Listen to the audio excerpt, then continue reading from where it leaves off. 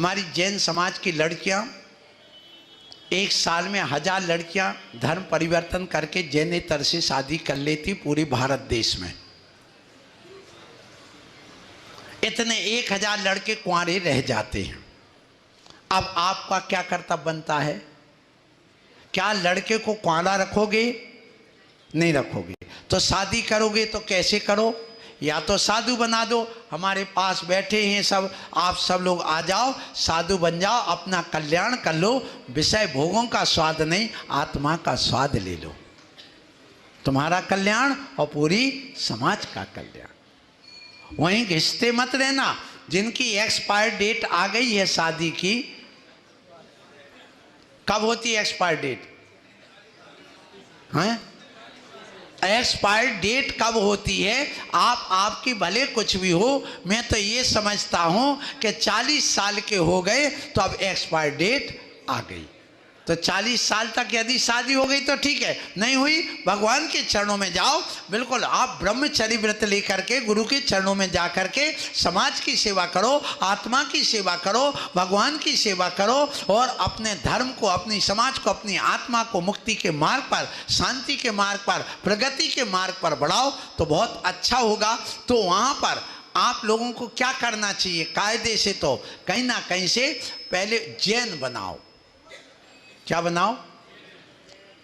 जैन कैसे बनाना, इसकी विधि आशाधर जी ने लिखी स्पष्ट कि आप उसके लिए पहले वहां जाइए, बताइए देखो ये मेरा बेटा है, इसकी शादी होना है, तुम्हारी ये 4 बेटियां हैं, तुम यादव समाज के हो कोई बात नहीं, तुम सोनी समाज के हो कोई बात नहीं, तुम ब्राह्मण समाज के हो, तुम्हारी स्थिति ठीक नहीं है, एक बेटी तुम अपने यदि कन्यादान करना है तो हमारी समाज में कर दो। और फिर उसके बाद में उनसे निवेदन करिए कि देखिए आपको हम आपकी आर्थिक स्थिति के लिए भी हम सुदृढ़ बना देंगे, आपकी कुछ अपनी उसको, लेकिन हम व्यवस्थित पहले उसको जैन बनाएंगे और जैन बना करके उसको नमोकार मंत्र देंगे, उसके लिए भक्तामर सिखाएंगे, उसके लिए हम यहाँ पर पूजा पाठ अष्टमूल गुणों का आरोपण करेंगे। उसके बाद में उसको, आपको शादी नहीं करना, हम आप उपस्थित रहिए, सब कुछ रहिए। हमारे जो वकील साहब बैठे, हमारे जो शिखर चंद जी बैठे हैं, इनको हमारे जो रिश्तेदार हैं, हम इनको इनके द्वारा शादी करवाएंगे तो ये उस लड़की को गोद ले ले। क्या ले ले? गोद ले ले। और गोद लेकर के काय के लिए? शादी तक के लिए गोद ले लिया, गोदनामा लिखा गया, तो अब उसका गोत्र बदल गया कि नहीं? वो कौन बन गई? जैन बन गई। और जैन बन गई, अब ये शादी दत्तक पुत्री के नाम से शादी करेंगे। वो दत्तक पुत्री से शादी करके फिर इसके बाद सारी समाज को बुलाएंगे, शादी करेंगे, अच्छे ढंग से करेंगे। अब उसका वहां से गोत्र बदल करके अब इनके यहाँ आना जाना वो करेगी, करना है। और माँ बाप आएंगे तो मिलने के लिए आएंगे, बनती कोशिश वो वहां नहीं जाएगी। तो ऐसा परिवर्तन कराया जाता, ऐसे परिवर्तन यही चक्रवर्ती करता, ध्यान रखना। उसको लेके आता है लेकिन फिर वो मलेच्छ नहीं जाती है, इसलिए वो जैन बन जाती है, उसका गोत्र बदल जाता। यदि तुमको किसी बच्चे को गोद ले लो तो क्या होगा? बोलो, वो तुम्हारे गोत्र का बन जाएगा, तुम्हारा घर का बन जाएगा, गोदनामा लिखा गया, हो गया। इसी प्रकार से लड़की को करना। लेकिन जो आज खरीद के लाते उनसे सावधान रहना। राजस्थान में कई के घर मिट गए क्योंकि आज ये व्यापार चल रहा है। बस वो क्या करते, कॉन्ट्रैक्ट बेस पर आ रही हैं आज की लड़कियां, कर्नाटक से, बिहार से और उत्तराखंड से और तुम्हारे ये महाराष्ट्र आदि से, बंगाल से, पश्चिम बंगाल से। क्या होता है, उन्होंने अपना एक ग्रुप बना रखा है, व्हाट्सएप आदि ग्रुप बना रखे। तुम्हारी शादी नहीं हो रही, आप लाओ 5 लाख रुपए और 10 तोला सोना, हम आपके लिए एक लड़की दे रहा है, आप शादी करिए। वो शादी करेंगे, वो आएगी यहाँ 6 महीने रहेगी, एक बार जाएगी, तुम्हें फोन नंबर देगी, घर भी दिखा देगी, तुम वहाँ जाओगे भी, देख करके भी आओगी, दूसरी बार फिर आएगी। आने के बाद में अब तुम्हें विश्वास हो जाएगा, नहीं ठीक है, एक बच्चा भी पैदा कर लेगी। ये भी ध्यान रखना। अब तो पूरा विश्वास हो गया। अब उसके बाद वह तुम्हारे एक बार आएगी, वो हमारे भैया आए, हमारे चाचा आए, हम जा रहे हैं रक्षाबंधन पर, और सब बांध बूंद करके ले गई। फिर उसके बाद उसको मुंह नहीं दिखाना।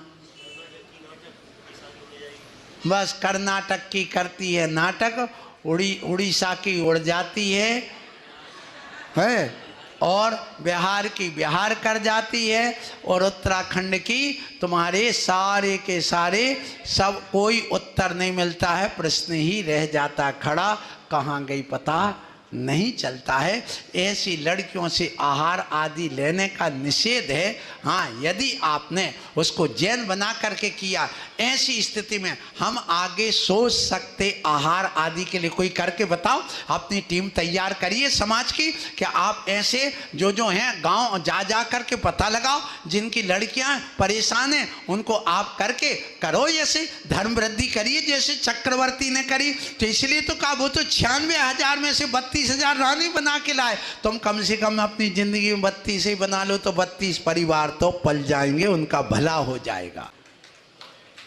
लेकिन कहाँ उल्टी भाग रही हैं, रात दिन पलायनवाद चल रहा है और स्थिति क्या है ये भगवान ही जानता। अब यहाँ पर कोई लड़की प्रश्न कर सकती है, उस करने के पहले मैं उत्तर दे देता हूँ, सुन लो कि महाराज जैसे वो आए ऐसे हम उनके यहाँ चले गए तो हमें कौन सा पाप लगने?